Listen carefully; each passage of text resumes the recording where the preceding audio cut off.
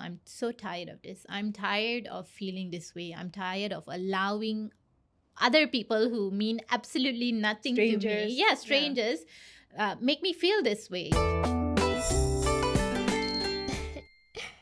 Hi, everyone. Welcome back to season 4, episode 9 of Art of Beauty with me, Amanda Imani. And today I have an extremely special guest and a very good friend of mine, Sonya, everybody. Whee! We have Sonya in the house. Thank you so much, Sonya, for Thank coming. you for having me. You look wonderful as always. Thank you. Early, put together. She's always just a ray of sunshine. It's so nice seeing you again. Yes. So for people who maybe are just watching, maybe you could tell us a little bit about yourself and what you do. All right. So my name is Sonya. I'm a model, a marketer, and also the founder of Vitiligo Association Malaysia. Yes, and I'm sure a lot of people are also wondering what is vitiligo. Maybe you could share a little bit about, what vitiligo is and your experience with vitiligo. So basically, vitiligo is a autoimmune skin disorder whereby our skin cells loses its pigmentation. So it can happen to anybody at any age. So some people have it when they're 60s, because as they get older, their immune system is a lot weaker as well, right? So they tend to lose their pigmentation because of it. But it can also happen to people from as young as 8 years old. Like, for instance, my vitiligo started when I was 8 years old. So it varies based on each individual. So ideally, in simpler terms, there's a more scientific term to it, but in simpler terms, it's basically where our immune system is attacking our skin cells, thinking it's a virus when it's actually not, and that causes us to lose our pigmentation. I see. Yes. Okay. And when you were younger, how did you realize you had this autoimmune disorder? So when we first went to the doctor, they did tell us that it was vitiligo. But of course, when I was younger, it was not as prominent. Yeah. It only started spreading even more when I went into my teen years. So I would say when I was 13 years old, that was the peak of it because my skin was just constantly changing. I see. And also because I was on a lot of different medications because we were trying a lot of different treatments. So it was just constantly changing from losing pigmentation to gaining pigmentation. And this was a lot because, like I said, it was a lot of different treatments that I went through, which had a lot of different side effects. And then on top of that, I had to deal with, being a teenager, your body is changing, you get your period and, you grow boobs and things like that, right? And then on top of that, I had to constantly deal with all the side effects from the medications that I was taking. And on top of that, how my skin was constantly changing as well. So that was definitely a challenge in my younger years. So vitiligo, I guess for people who don't really get it, like it's a constant change. And does it Yes. change throughout your life from, when you're a young adult? Oh, it can change every day even. Oh, wow. Yeah. Really? So like mine, I'm always impressed with how it's constantly changing. So if you look back at pictures of me from a year ago, let's say this date exactly a year ago, it will look completely different. Really? Yes, it's Well, always honestly, that's changing. kind of cool, Yeah, though. it's like I always like to tell people I'm like a chameleon. Yeah. I'm constantly changing because my spots are constantly changing. Yeah. I I either didn't know gain that. spots or I lose my spots. Yeah, so it's always changing, on my face, on my hands, basically anywhere that I have it. So I always like to do a comparison because even if I look at a picture from me from a month ago, there's probably a new spot that I gained or I lost. Yeah, so it's one of those things that's just like constantly evolving. Yeah. Okay. And so vitiligo, like how does that, I mean, the autoimmune disease, is it genetic or is it environmental? So it is not genetic. There's actually also no cure for it. It's just one of those things that it affects 1% of the world's population. So we are that It's very 1%. rare, It's very rare. But it can happen to people of any age, any ethnicity, at any point of time. It just really varies depending on your body. Yeah. And I guess with all the treatments that you've tried in your teens, has that maybe helped in a way of like, reducing or slowing down? So There were a few I tried that did not really help. Mhm. You know, I was vegetarian for 2 years, which was the longest 2 years of my life, because if people who know me knows that I'm not a big fan of vegetables. Okay. But I'm very selective about Right. what vegetables I eat, right? So I had to be vegetarian for 2 years because according Like to strictly vegetarian. yeah, strictly vegetarian, because according to the doctor, it was meat that was making it worse and whatnot, Mhm. which was completely not true apparently, because it did not make any change whatsoever. But I was on one treatment that actually helped me regain my pigment up to 90%. So I was about 90% back to my actual Yeah, color yeah. already. But what we didn't realize was because the doctor was actually administrating me with steroids without us knowing. Oh. Yes, so that's what actually helped the pigmentation. But what it was doing was it was also affecting my liver and my kidneys, which we found out later on.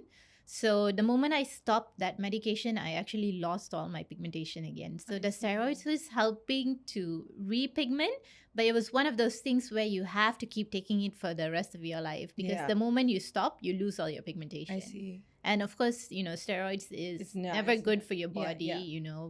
Whatever purpose you use it for. Mhm. And to be using it for a very long period of time, it will does take a have, toll on yes, other. it does have negative effects on your Right. body. Yeah. And like with vitiligo, right? Is it just on the skin? Is it superficial autoimmune disease? Like it doesn't really affect your health in any way, your No. general health sense. No, Okay. it's actually just your skin. Yeah, it's just how it looks like. How you take care of aesthetically. your body Right. is completely up to you, but it's basically just your skin. Yeah. Okay, so because today's topic is really interesting, we're going to be talking all about inner strength and confidence, which I'm sure Sonya has a lot of. So I just want to ask you, so you did mention earlier a little bit that you also, you're a balanced person. You would say that you eat quite healthy. I mean, obviously you look very healthy, I have to say. She's a model. She's perfect, and she's tall, guys. She is tall.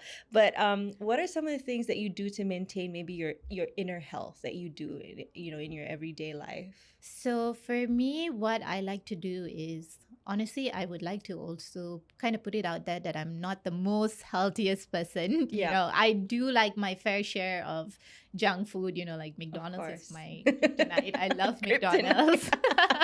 Yes, I love sweets and chocolates and all that. But of course, I also try to balance my meals. So, if there are certain days where my body is craving something, like I crave a lot of sweets, I will allow my body to have that for that particular day, especially when I'm having my menses and whatnot, because we're on our periods, we have all kinds of cravings, and of course, and I feel like it's very important to also understand that it's okay to give your body that, but in moderation. Right. It's all about balance. Yeah, it's all about balance. So every other day, I eat basically whatever I feel like eating. I have rice, I have noodles, lots of chicken, vegetables that I do like. I will incorporate that into my meals as well. But like I said, it's all a very, very big balance for me. It's not something where I limit myself from eating anything that I want. It's more of, okay, this is what I'm feeling today, so I will have this today. Yeah. And also, I guess that's also more sustainable. Yes, for a correct. lot of people. Correct. Because a lot of people always want to do something and they jump head first, and Yeah. they change their whole diet. And also, not only that, eating clean in Malaysia is very expensive. It is very expensive. But there are things that you can do at home that is still clean, For instance, if you make chicken, you can always do baked chicken with baked potatoes. Yeah. And, you've got the proteins from that. You've got enough nutrients that you need. And then after that, if you feel something sweet, then treat yourself to that bar of chocolate, you know? Yeah. I mean, that is the whole idea of that. Correct. Basically to have that balance and, still give in to some of your cravings. Yes, and have that occasional cheat day. Yes. But, if you do have that, then, balancing I it know. out It's funny because whenever people look at me, they always assume I don't eat, right? Because of my size. Yeah. But I'm actually just blessed that, it's very... You're so lucky. Yeah, I know. I'm blessed in the sense whereby, I can maintain my weight the way it is. I can maintain my body, but it does not mean that I take it for granted as well. I don't definitely. abuse it in any way. I don't overdo it in terms of what I eat and what I drink. I try to remain balanced. If I have a healthy breakfast and a healthy lunch, then maybe dinner I'll treat myself to something slightly unhealthy. Yeah. I mean, I do like that mentality because a lot of people I speak to are like, no, like if I'm strict, I'm strict. But then they're kind of, it's polarizing. Yes, correct. But then you're not enjoying your life. Exactly. Like, every time I see food, it's like I have to control myself. I guess I understand the concept of wanting to, like, for those who want to lose weight and things like that, they want to be very strict with their diet. But I feel like you should also allow yourself to have that cheat meal. Because you only get one chance at this lifetime. Why do you want to suffer? Enjoy the wonderful food that we have out there. For sure. Just give your body what it feels like it needs at that point of time. Yeah, and food plays such an important role in your overall mood. Correct. Your health, your mood, and your outlook in life, right? Correct. So just like today's topic, like inner strength, like we know that food, plays a big role, but do you think things like fitness, mental health even plays a big role in a person's overall well-being? Yes. Are there any fitness things, I guess, you do, like maybe Pilates or you go for walks? So for me, I like doing yoga, and I actually prefer working out at the gym because I feel like I'm more motivated when I work out at the gym compared to working out at home. I feel like it's just that because, when you're at that gym, you're already thinking about, okay, I'm already paying for this and I'm already here. So I might as well do it. But when I'm at home, I'm like, oh, my bed is over there. My sofa is there. That's exactly me. My Nutella biscuits are over there. And you end up doing like 15 minutes. Exactly. Or There's so much distractions around, right? But going back to your question, mental health also plays a very big part in it because you can be someone who works out and eats healthy and all that, but if your mental health is not in a great place, it's pointless, you know, because you're not going to be as motivated, or you're not going to be as enthusiastic about the activities that you're doing or the workouts that you're doing, you know. So I always say find something that you enjoy doing. Just because someone else tells you, oh, you need to do more cardio, if you don't necessarily like cardio, then find a different exercise that incorporates cardio in it, you know. For instance, some people don't like running, right? Me. They don't like running, but then there are things that involve a lot of cardio, like Pilates, yoga, kickboxing. That one I enjoy. Exactly. For whatever reason, it just seems like the time passes by faster. Correct. Like when I'm running on the treadmill, I'm just like, oh my God, it's 3 minutes. 5 minutes. Yes. You know what I mean? There's so many ways to find, you know, there's so many different exercises out there that you can do. And what it is just finding something that works best for you. You know, you don't necessarily have to do what everybody else is doing. Find a routine that works for you. Even if it's just going for walks in the evening for 30 minutes a time. Yeah, and I find that to be like really... You know, walking can even be something you do in a mall, you know, just walk around the whole mall. Yeah, at least you're walking. At least you're walking. You're stimulating your body, you're getting your steps in, correct. So you're still walking, you're still doing a form of cardio, but you're doing it in an environment that makes you happy, you know? That's a really good point, actually. People don't see it that way because it's like, okay, if you think about it, going to the park, going to malls, you know, these are all involving cardio as well, involving walking. So why not walk from one end to the other? Correct. Mall to the and other malls and are so huge. Find the biggest mall you can find and just walk the whole mall. That's true. I should do that.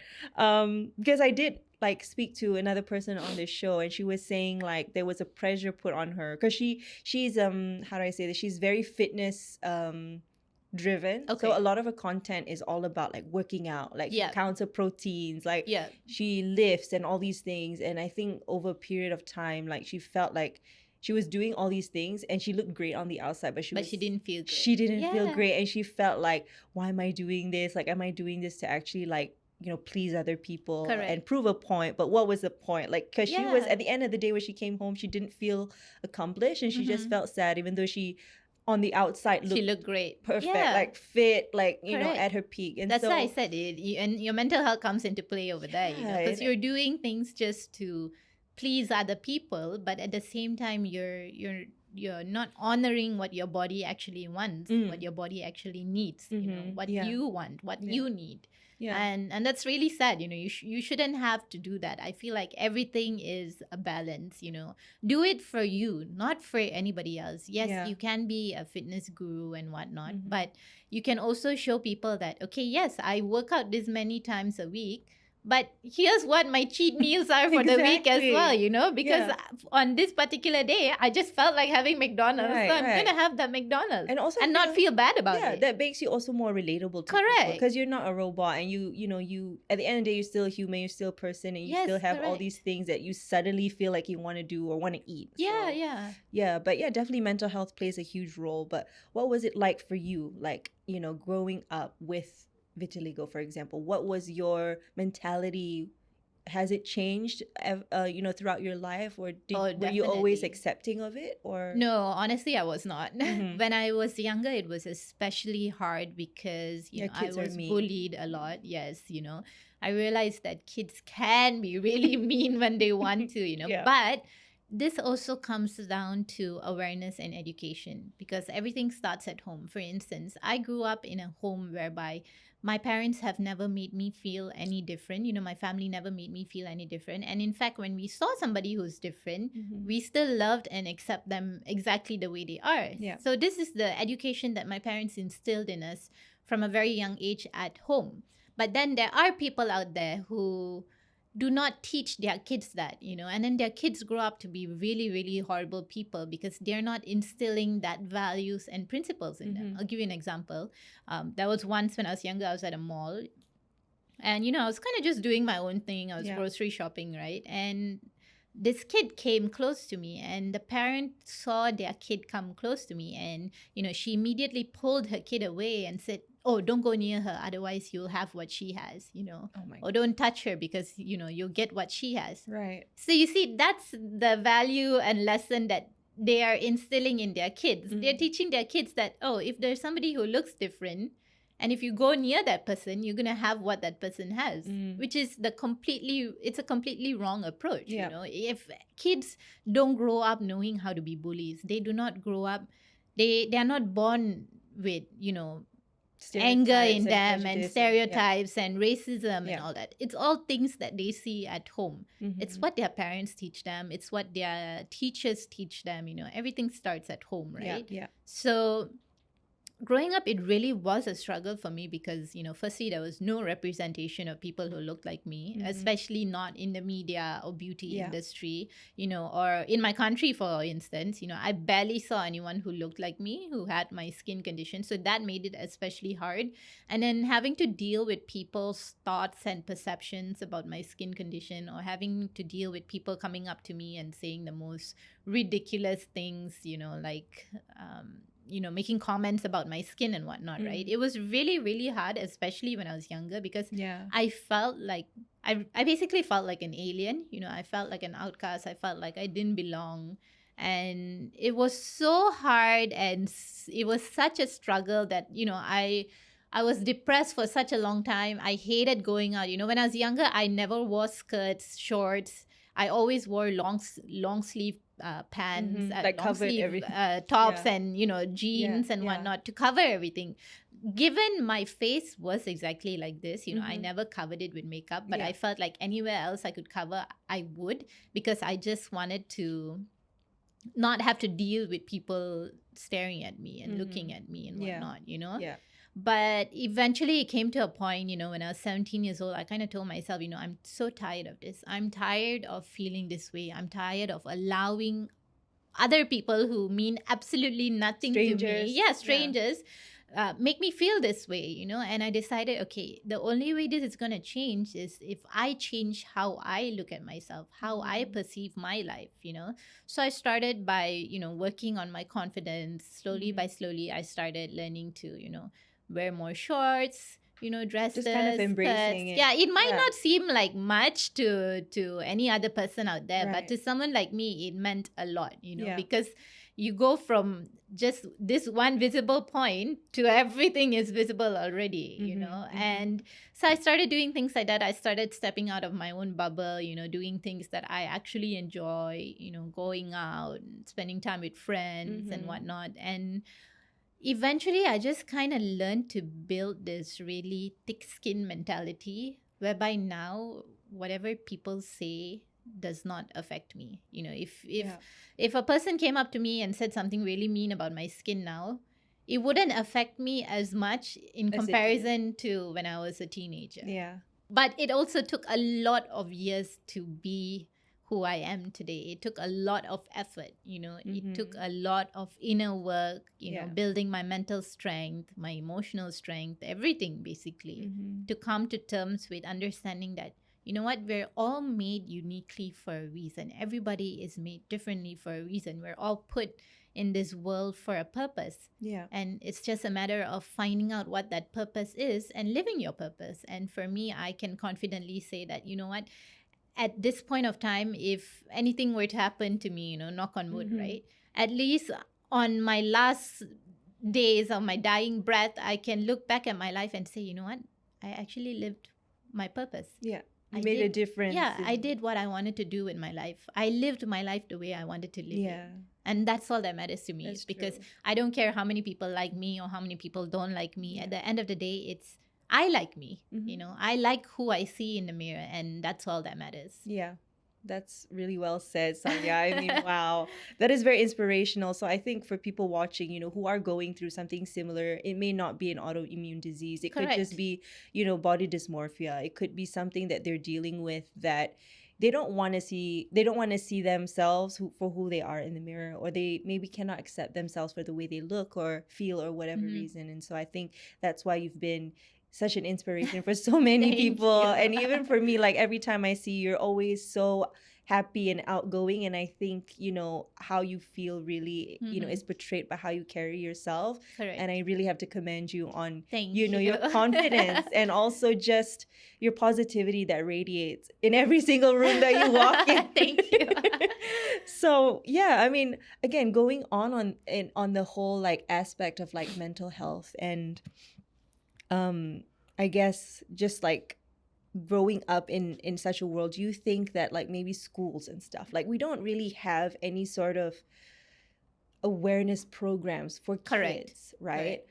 What do you think can be done that, you know, that can maybe better, you know, for kids who are learning, growing up to be more, I know we have social media now. We Yeah. have people like you talking and making, you know, it more of a norm and talking about, you know, and giving it more awareness. But what do you think maybe like the education system or you know, maybe there are programs that people can go to, not just about vitiligo, but any other Yeah. sort of, you know, autoimmune disease or disorders and things like that? What do you think that maybe, you know, I we can do feel- as a community, I guess? I feel like with schools, right? So they have, you know, pendidikan moral, right?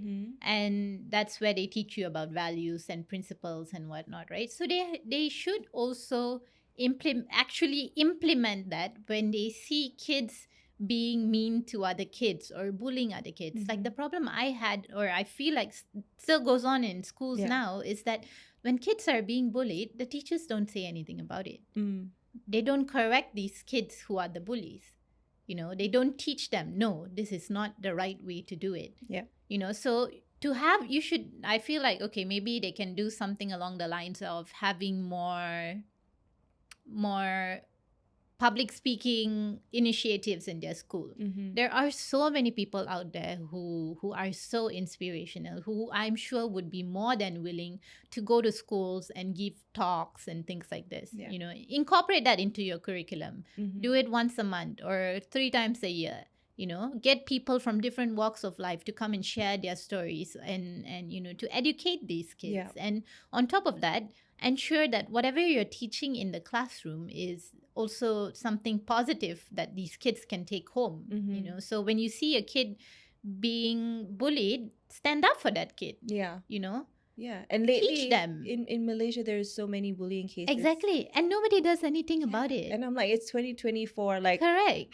you know, and all these things are only documented through social media Yes, with a phone, correct. like someone actually filming it and it, you know, it goes on TikTok or Correct. whatever. But I'm saying, like, can you imagine how many of these cases are happening behind Exactly. closed doors, and how many kids have to go through, you know, stages of bullying, and, Correct. and a lot of that don't end So well. going back to that, so I actually gave a talk at a primary school, sometime last year.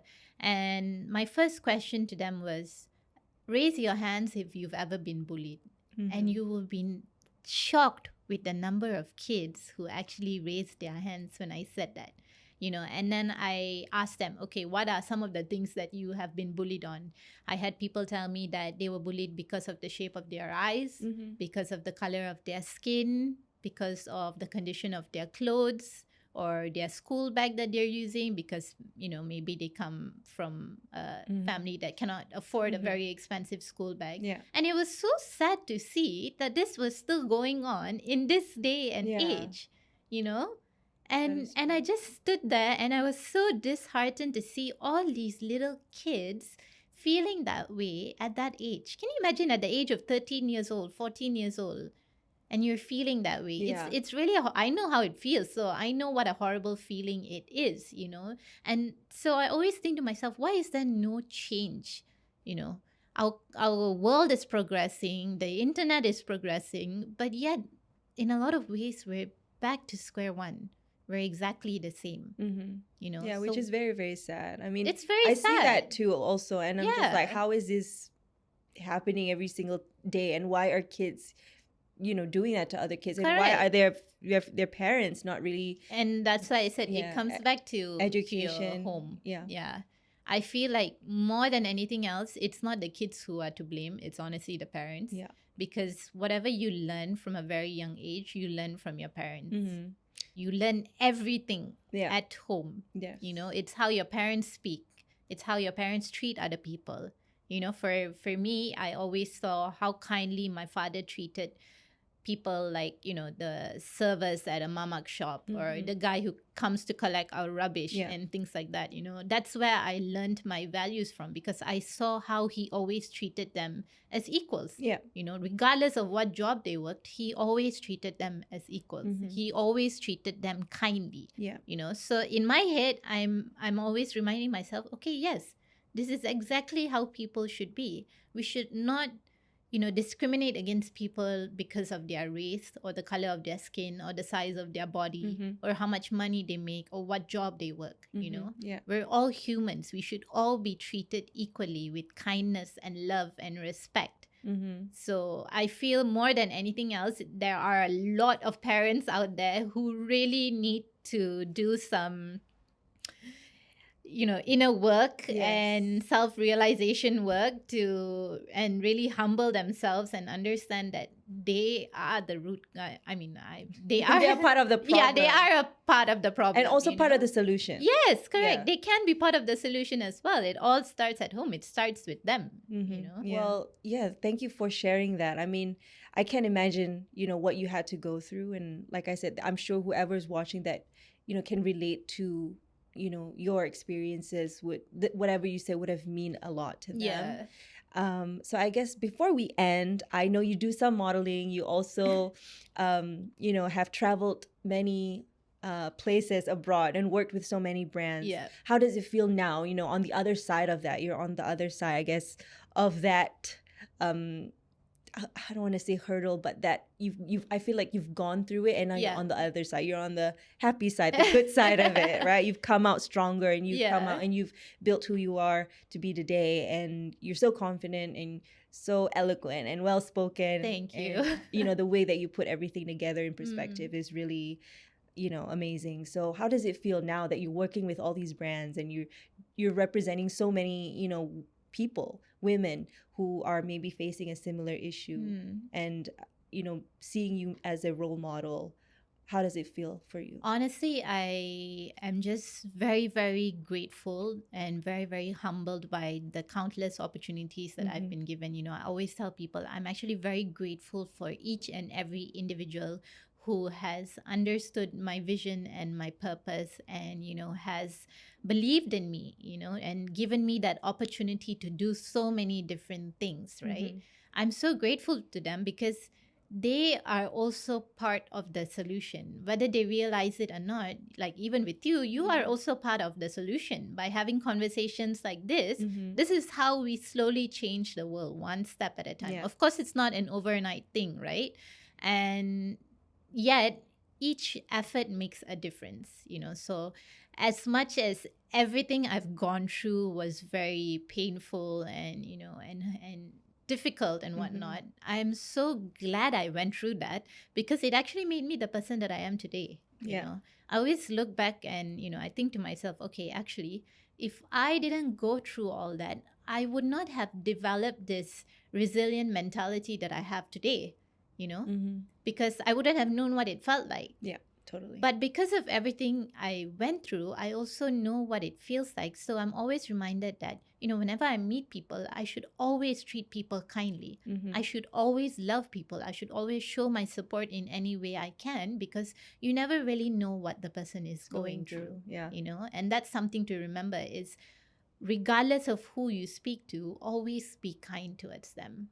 Because kindness really does go a long way. Yeah. The words that you use have the ability to either make or break someone. Yeah. For me, it made me, because I've heard so many words throughout my life that I used those words as my fuel and my energy to become a better person, to grow myself, to develop my mental health, to develop my perspective surrounding life.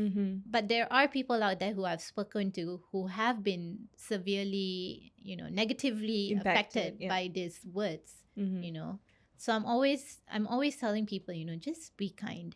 Even if someone is mean to you, especially on the internet, people can be really mean. Trolls. People, there are a lot of trolls out there, they make a lot of unnecessary comments. Yeah. But it's one of those things where instead of feeling angry, you should feel sorry for them. Because people who bully other people are people who feel insecure on the inside. Yeah, that is true. It's like the term misery loves company, right? When someone is miserable, they want other people to be miserable too, because they can't stand the sight of seeing other people happy. But the best way to maneuver around all this is to just ignore it. Yes, it's hurtful. You know what? Just put it out into the universe and say, I hope this person finds peace someday. I hope they find happiness, because everybody deserves that.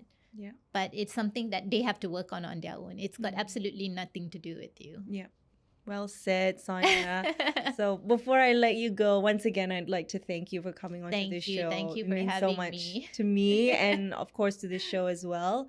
Again, before I let you go, maybe you could tell our viewers where they can find you on socials if they'd like to follow you. Yes, so you guys can follow me on Instagram and TikTok under Sonya Danita, and you can also follow my association, which is the Vitiligo Association Malaysia, where we've got a lot of wonderful individuals who have shared wonderful stories as well.